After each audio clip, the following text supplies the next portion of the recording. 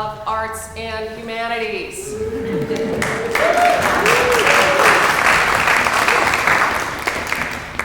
I am so happy to be here today to introduce our new Celebrating the Arts and Humanities series here at Central Washington University, featuring a broad range of scholarship and artistic endeavors from our own College of Arts and Humanities faculty.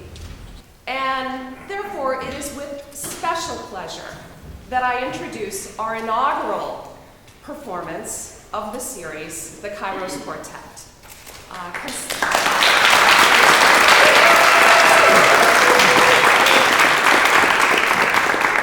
Carrie Rakoff, Denise Dillenbeck, Tim Betts, and John Michel.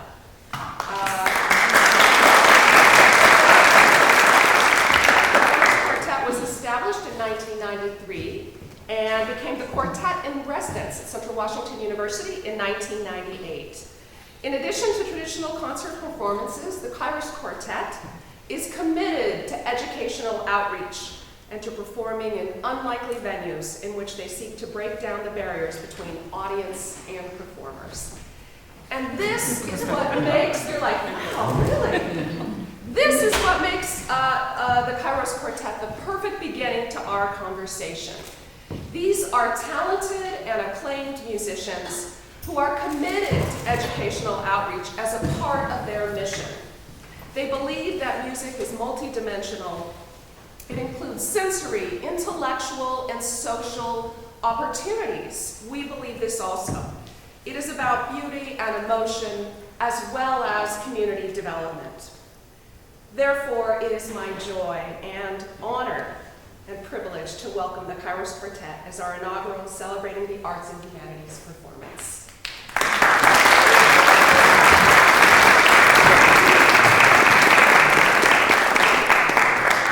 So we're going to be exploring a little bit today of the last significant piece that Beethoven ever wrote, his Quartet Opus 130. And I think there was a misprint in some of the materials for the concert. Just so you know, this is Opus 130, and you can come to a concert of ours next month to hear an Opus 18 quartet, if you were looking forward to that. To get started, I need an intrepid volunteer to come up from the audience. Don't be shy. Thank you. Oh, Linda, you want to come? Okay. Thank you. So I'm going to blindfold you, all right? You have to be honest and tell me whether or not you can see. I can't see. Okay, good. There. Is that all right? Okay. Can you say?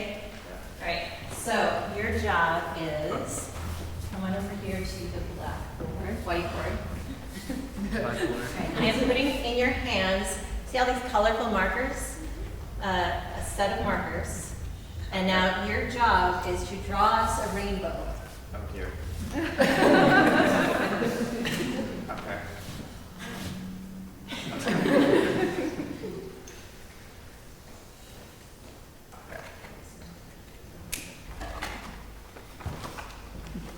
And I'll take the ones you used if you want. Got it. Is this close? I'm not telling you.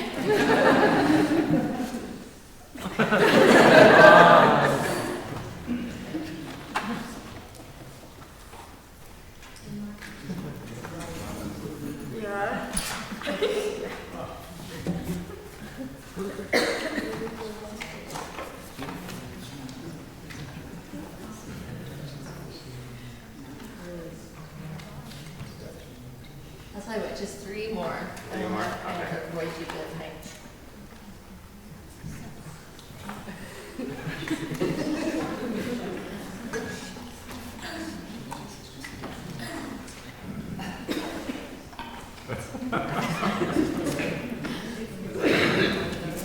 One last one. One more.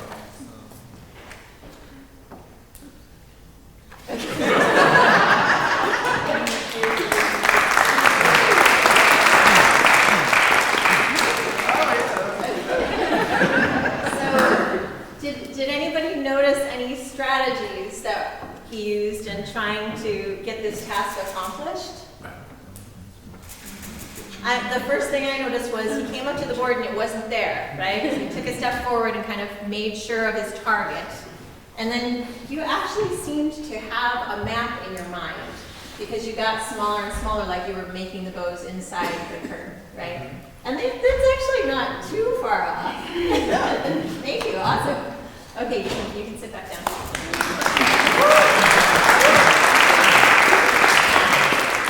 So the purpose of this little silly exercise is just to get us in the mode of thinking about what it's like to be an artist in an art form that you don't have access to.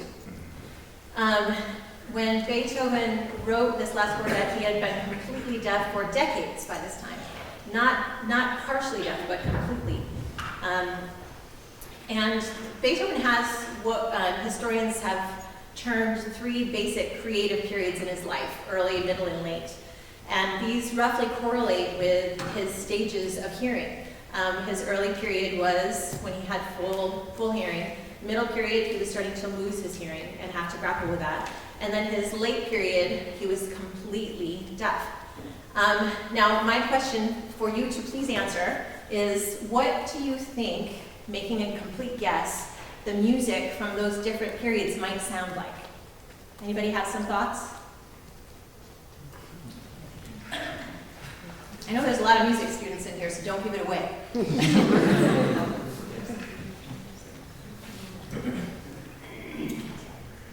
What do you think a young, energetic Beethoven who was an incredible pianist and had full access to sound and vibrations and lots of good training, what kind of music would that guy be making? Big music. What's that? Big. Big. And can you describe what you mean by big? Like, I would guess symphonies perhaps came earlier in his career, and maybe the chamber music and the sonatas later. Interesting. Okay, so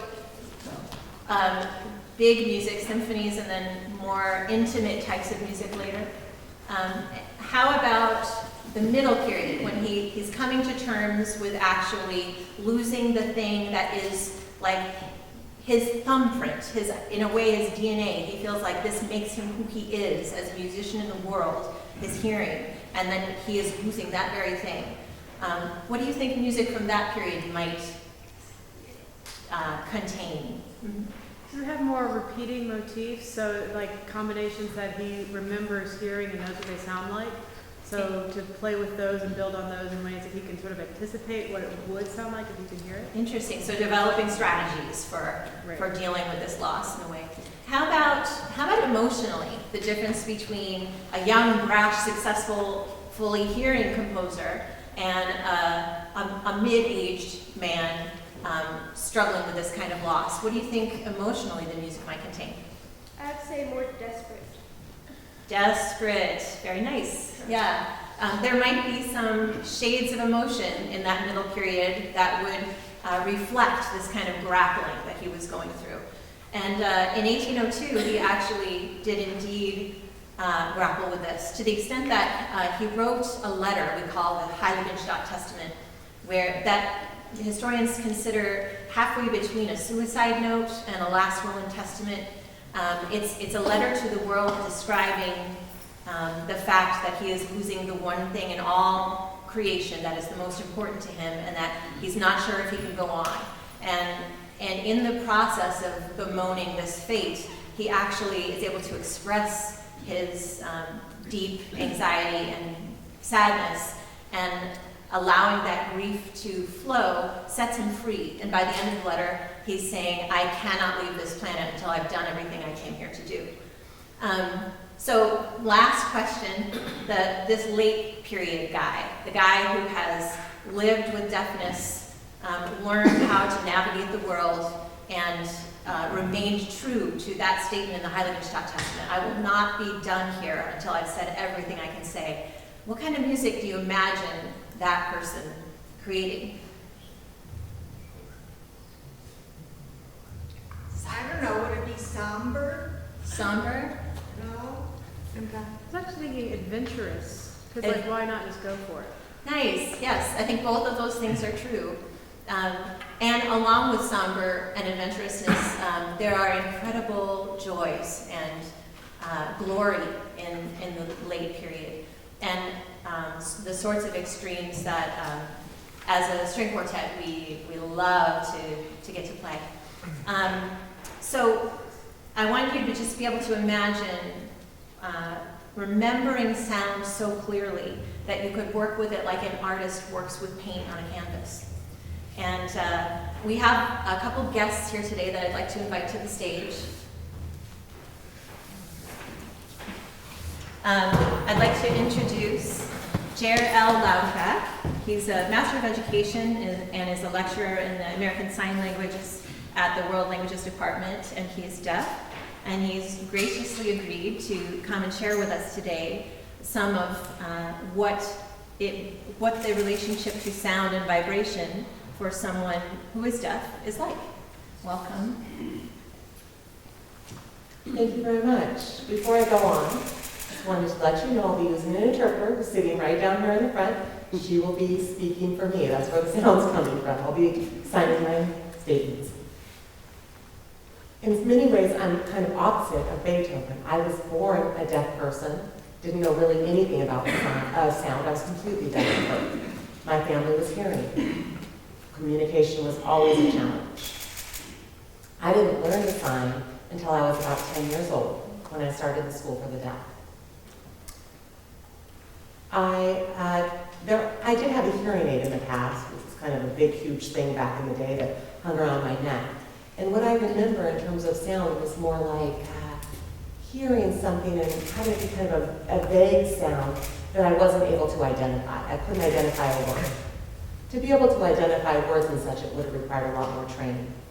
I went into the deaf school, and sound in itself was completely put aside. I was part of a visual world. Everybody signed. Then many years later, after I became a father to 2 sons, I found out that my sons were hard of hearing. So I was like, oh, they're sign, but at the same time we wanted to be able for them to use their hearing to the best of their ability. So I did some research and decided to give them cochlear implants. Then I decided that I would get one as well. I got a cochlear implant when I was 50 years old. And I'll give you a little kind of summary of my experience. The first time I heard sound, it was just so strange. How to even describe it? It's like amplification, except instead of, the cochlear implant replaces the nerves, so that you're hearing more like, it's a replacement of the sounds, but you can't really identify what it is without training.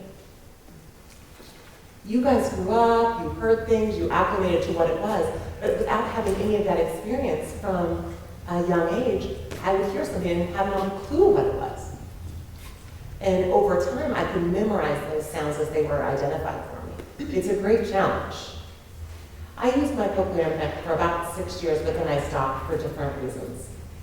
When Jer and I first spoke on the phone, and he told me about this process of the cochlear implant, I was so especially amazed and touched because that process he's describing of being trained in identifying what these signals mean is something that we musicians are especially steeped in from the time that we're tiny. So the very thing that training that made up so much of my existence from a young age was exactly the thing that was missing for him to use the implant and for it to make sense. Is that right? Yes. And really, I love learning. And I like the idea of being able to use a cochlear implant as needed. Right now, I'm taking a break from that. But instead of using a cochlear implant today, I'll be using a balloon. Because that kind of gives you the vibration very clearly through your hands as the music's playing. So it's kind of an experience that once you do it, I won't be able to fully understand it, the music, but I will be able to appreciate the music through vibration. So Jer has this balloon here to be able to hold it. And when we spoke on the phone, you talked about knowing about Beethoven composing with his piano. Do you want to share that? Sure. From the stories that I've heard within the deaf community, it's my understanding but he was losing his hearing. It was a very excruciating process for him. A person who, who would it be worse for than anybody else as a musician? And so just understanding, as he was in that middle space and thinking about his career and what he wanted to do, I mean, he was so persistent that he would take his piano and saw the legs off and place it on the floor. He was so dedicated to his work. Then he could feel the vibrations from the floor based on what he remembered from his previous experience, and then using the addition of the vibrations to continue writing music later in his life. That's right, and he also did things like put a pencil in his ear and lean it into the piano to try to transmit vibrations up the pencil. And there are records, images of various things that look like torture equipment now to us that different inventors and doctors designed for him to put in his ear to try to help with this.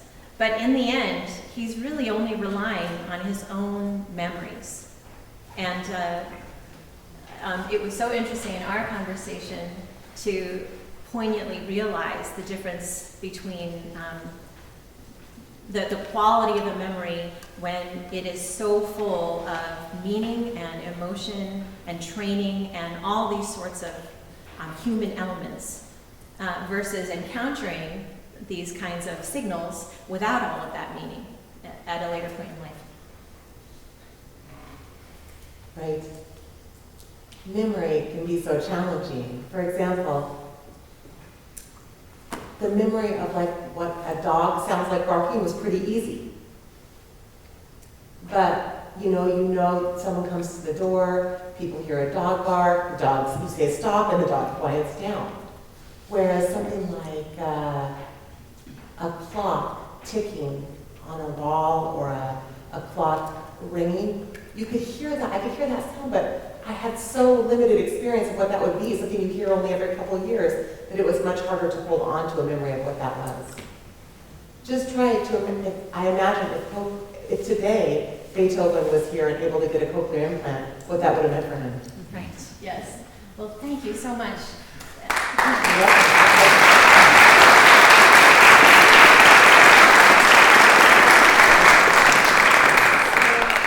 Jer is going to be here for the Q&A at the end of the session today, and also for a little at the reception in case any of you would like to talk a little bit further.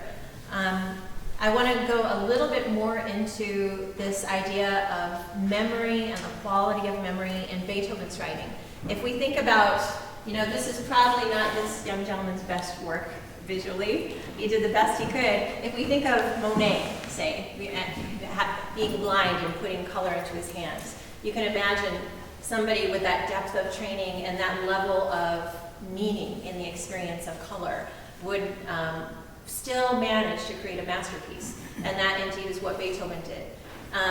So we're going to just play one single line, one of us at a time here, and try a little experiment. Starting at the first allegro, just the first violin is going to play, how about,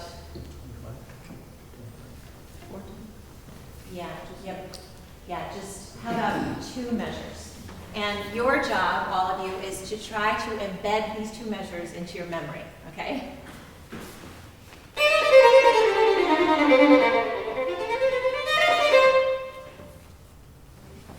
Everybody got that? Okay, let's try the viola line.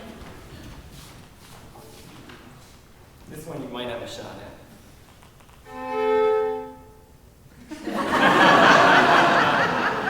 Okay, now mentally, can you stack those 2 sounds you just heard in your mind? Try it for a second. Actually try. And now I'm going to add the second violin part.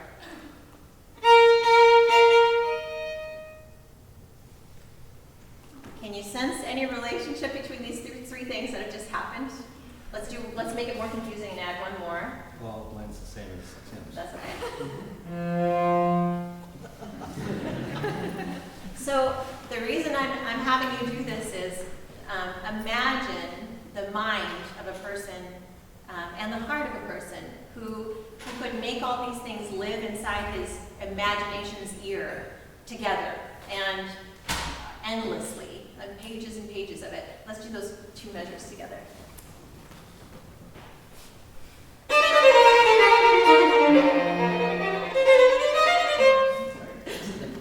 Thank you.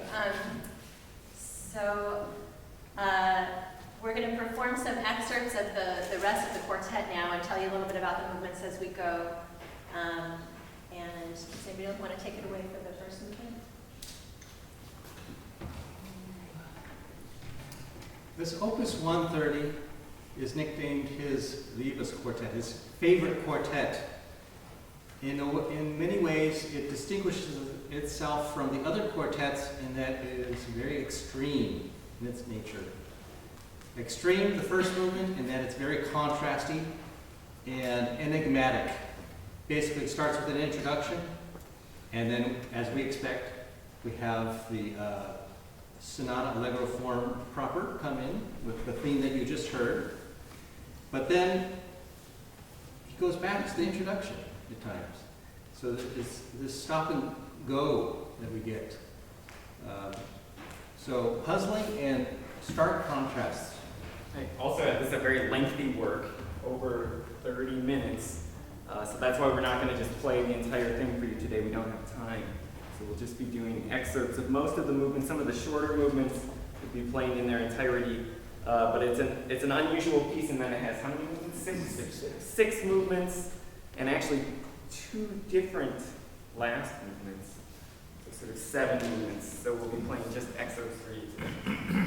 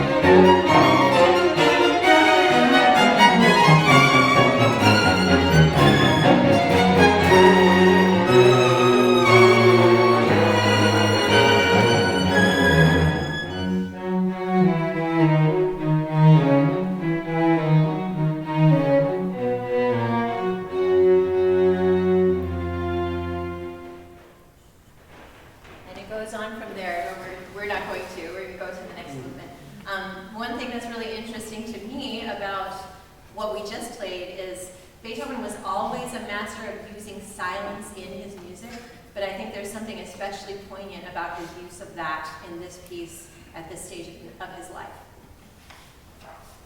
And just one observation, you know, I read these great musicologists and we're humbled by the research that they've done on the motives and the structure, the inner workings.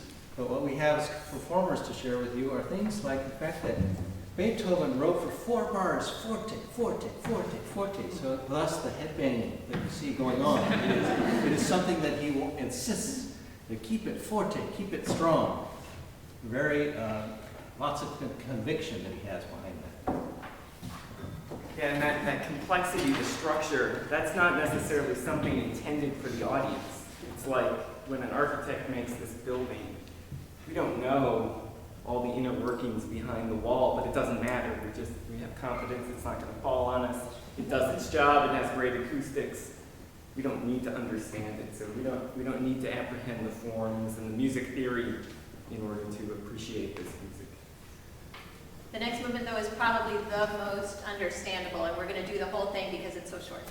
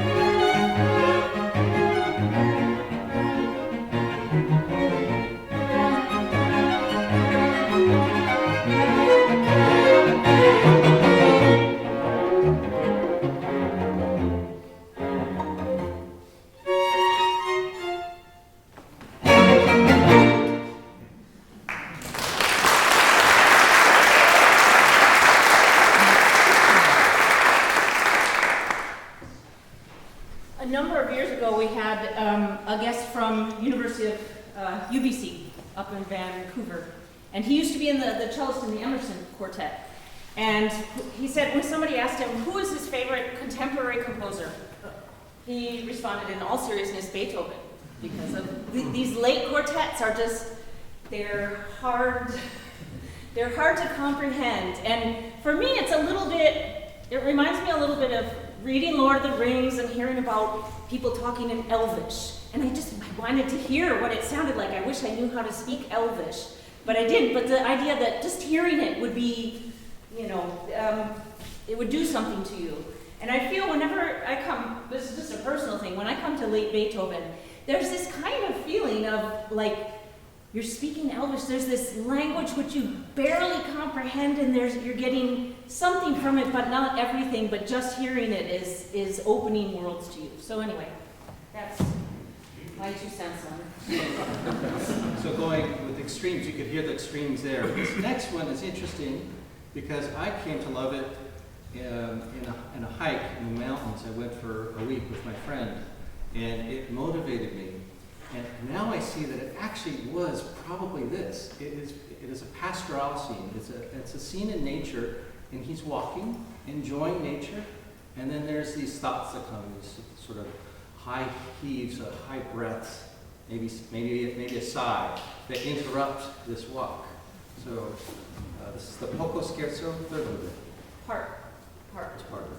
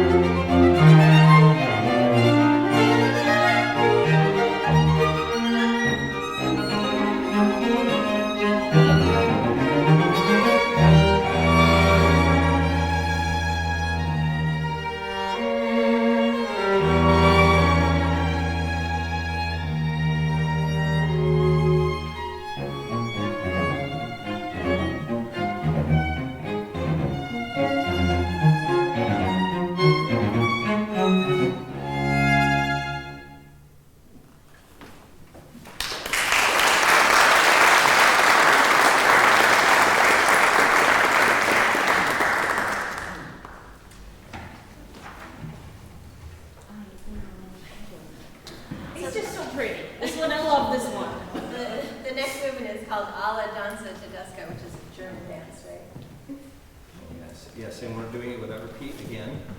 So how can you contrast all that you've heard? This is probably the most innocent and simple.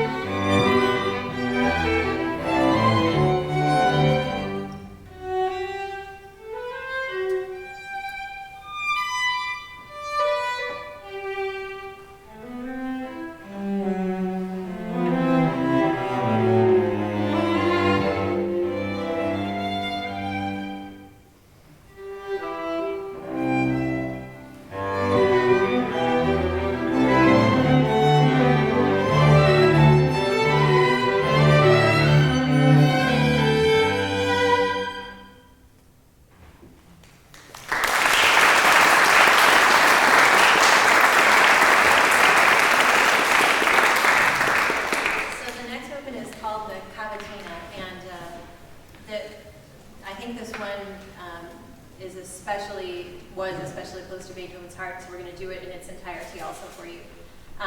The cool thing about this one is, does everybody remember the golden record that went out in 1977 on Voyager?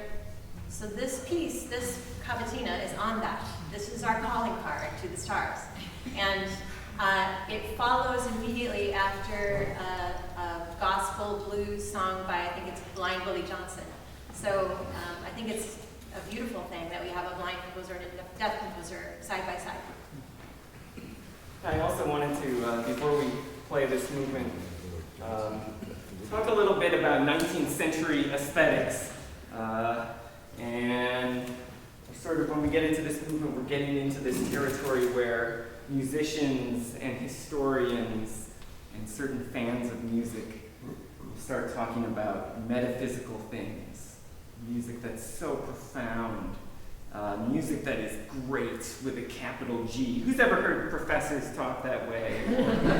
Teachers about, it seems like Beethoven is the composer that gets that sort of reverence the most often. But in our more modern era, I think we always need to be careful with things like that and always a little bit skeptical. Are we just aggrandizing dead European men? Are we just reinforcing cultural traditions? So I think there's something to it, and I sort of buy the cosmic thing. But I also think it's interesting to trace back where maybe this came from. Where did this language come from, this idea that music can be so profound that, like Professor Rakoff said, you don't quite know what's happening when you're listening to it. You can't quite put your finger on it, but you sense that it's important. And this is a very 19th century idea, and I think the professors who talk this way, the musicians that talk this way, it's because we're really only 1 or 2 lifetimes away from these composers. We sort of think of them as distant history, but it's not the case. I know Professor Michel studied with somebody at NUC who knew Bartok. I know my own dad, back in the 1940s, studied piano with somebody who was a student of Liszt, and who was at Liszt's house when Brahms dropped by with his score of the Paganini variations in Liszt's sight record. So, we're all just not that far away from this history, so that language that this is great, that this is cosmic, that's just naturally passed down, and so you still hear musicians talk that way. But it comes straight out of the mouths of the Romantics themselves, the early Romantics, and I want to read for you just a little bit of one of the major literary figures of German Romanticism, E.T.A. Hoffmann, who was himself a musician, opera director, composer, but most known as a writer, and he wrote, his most famous writing is The Nutcracker, which was immortalized by Tchaikovsky as a great ballet, but before that it was a short story. Also, there's an opera by Offenbach, Tales of Hoffmann, that's based on a bunch of stories by E.T.A. Hoffmann. So he was the first person to write anything about Beethoven's music, or write anything that we have record of, and wrote a landmark piece of music criticism when the Fifth Symphony first came out. The da-da-da-da. E.T.A. Hoffmann, back in 1809, he was there. He got a score, and he gave a landmark review. So I'll read from that review. When music is spoken of as an independent art, does not the term properly apply only to instrumental music, which scorns all aid, all admixture of other arts, and gives pure expression to its own peculiar artistic nature? It is the most romantic of all arts. One might almost say the only one that is genuinely romantic, since its only subject matter is infinity. Orpheus's lyre opened the gates of Orcus. Music reveals to man an unknown realm, a world quite separate from the outer sensual world surrounding him, a world in which he leaves behind all precise feelings in order to embrace an inexpressible longing. And I'll just read one other short passage from the same review. In a similar way, Beethoven's instrumental music unveils before us the realm of the mighty and the immeasurable. Here the shining rays of light shoot through the darkness of night, and we become aware of giant shadows swaying back and forth, moving ever closer around us and destroying us, but not the pain of infinite yearning, in which every desire, leaping up in sounds of exultation, sinks back and disappears. Only in this pain in which love, hope, and joy are consumed without being destroyed, which threatens to burst our hearts with a full chorus cry of all the passions, do we live on as ecstatic visionaries. So, what the heck is he talking about? I think it's a good question. Notice the language it's so over the top. It's way beyond anything you would hear any music professor or performer say today, but it's along those lines. But there's a few things I want to point out that Hoffman brings up. He says, instrumental music is the most romantic of all arts, and he contrasts that with music that has words. The Romantics were sort of reacting against the previous century, the 18th century, which was the age of science and reason, the Enlightenment, great human understanding and collective knowledge. And the Romantics wanted to explore a different side of human existence, something more subjective. And it emerged early on that music was the best art to do that. Why? It has no words. Words automatically create associations. They give us something to hold on to. But this quartet, when you listen to it, it's like Professor Rakoff said, you don't really know what's going on. Like E.T.A. Hoffman says, it's very imprecise. And because of that, it becomes ultra subjective. None of us in the room, when we hear this music, are going to have the same experience. If we all read the same book, if we looked at a painting of a barn, we would all say, hey, that's a barn. If you see a movie, if you're paying attention, everybody will have the same sense of the plot. It might inspire discussions about politics or philosophy.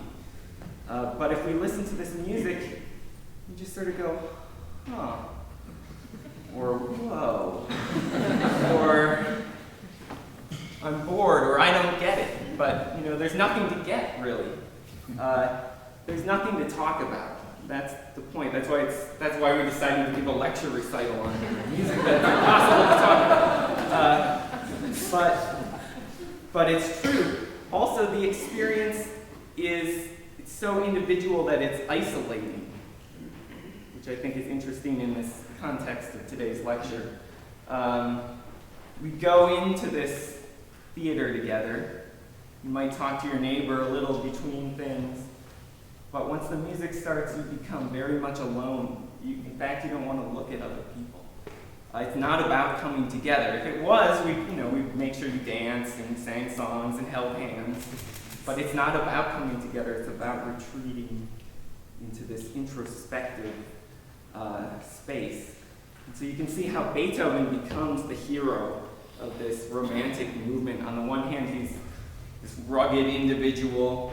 Rugged individualism, he's overcome his disability and triumphed by himself, a genius, a very romantic idea, like climbing a mountain.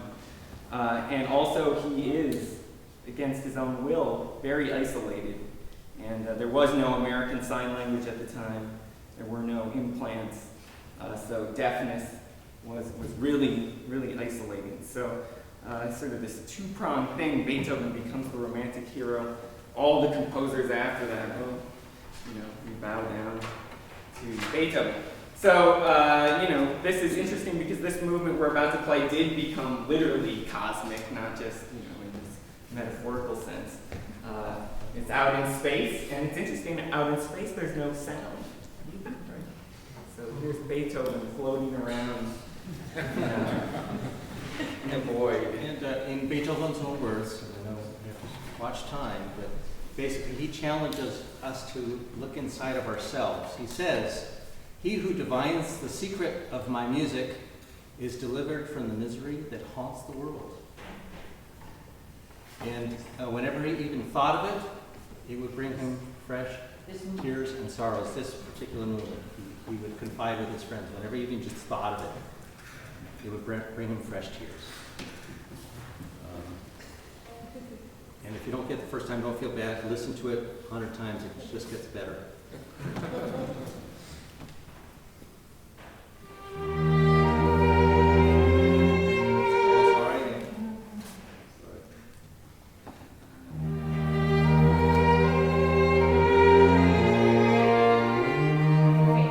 We had been doing it a faster tempo for one reason, and then if you remember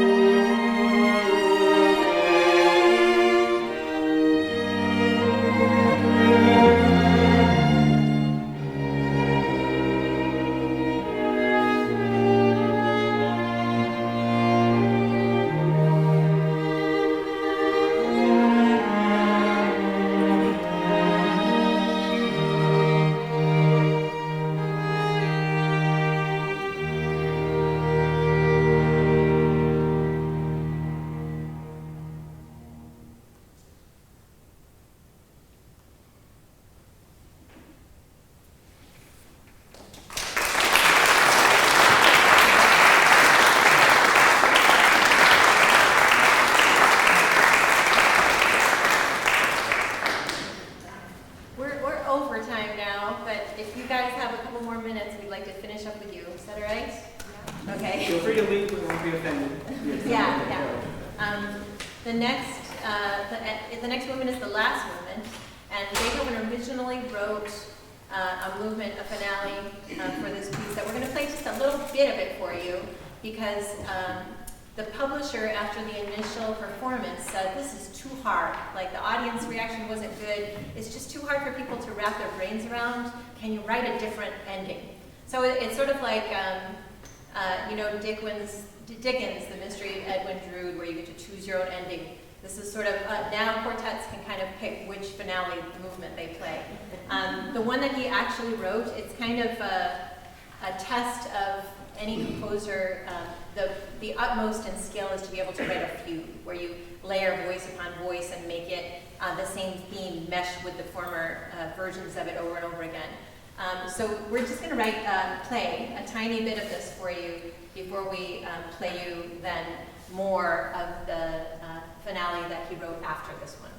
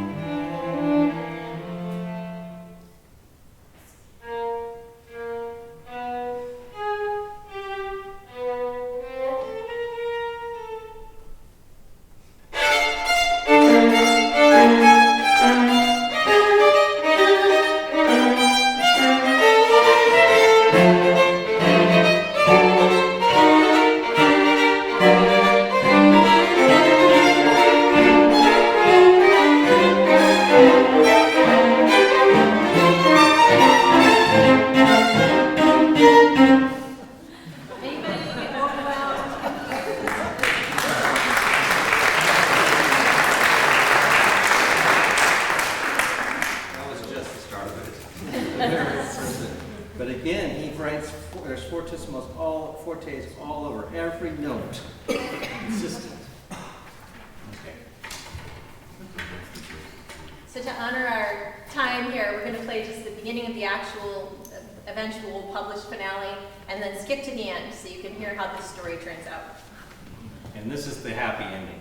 This is basically, yeah, so if you don't like happy endings, you won't like this, but it's basically, this is the last thing he wrote, the last complete movement, and it's like basically a recap to the very beginning when he wrote in Haydn's style, Haydnesque style.